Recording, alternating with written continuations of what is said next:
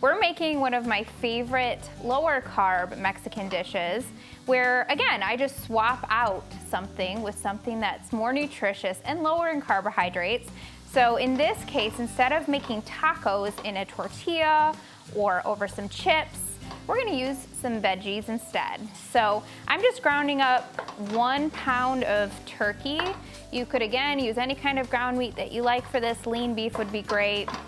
Just gonna brown it up here, and I'm kind of breaking it up with a spatula. So as that browns up, I'm gonna add some seasoning. And these are all my favorite Mexican seasonings. You really don't have to buy a taco packet ever again. If you have salt, chili powder, onion powder, garlic powder, and some cumin on hand, you pretty much have everything you need.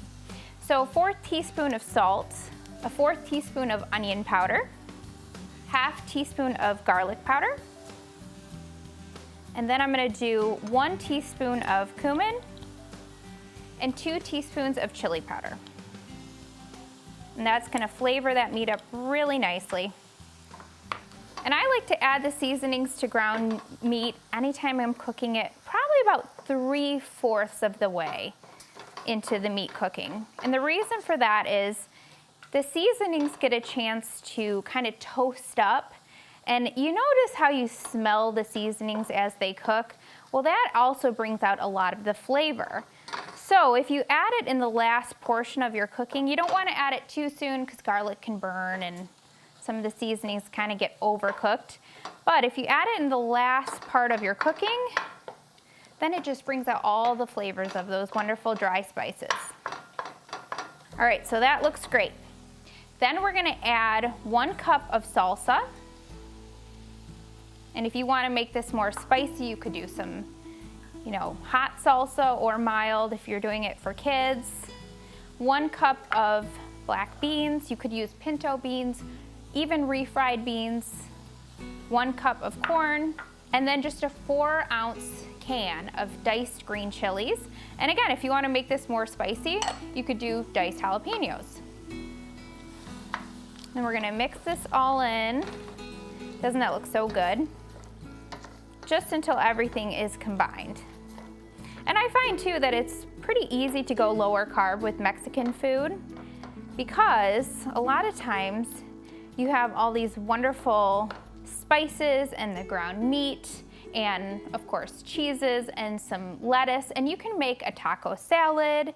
You can do all different kinds of nachos that are made on bell peppers and different variations of Mexican food that's a little bit lower carbohydrate.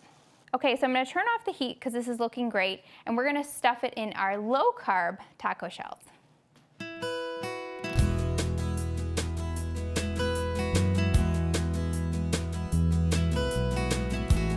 All right, so we got our low carb taco shells here, bell peppers, and you can choose any color that you like. And it's really easy to make these into little shells by just simply taking a really sharp knife, as close to the stem as you can get with that knife. Then just kind of pull the whole thing out so you have all the seeds right there. And you didn't waste much of the bell pepper. And then I like to cut them down the middle. If you wanted to do this where you stuffed a big bell pepper with all the filling, you could do that as well. But I like to feel like I have a bigger portion on my plate, so I like to cut them in half, and that way you have kind of 2 halves of taco shells. So I'm gonna kind of repeat that with all my bell peppers here.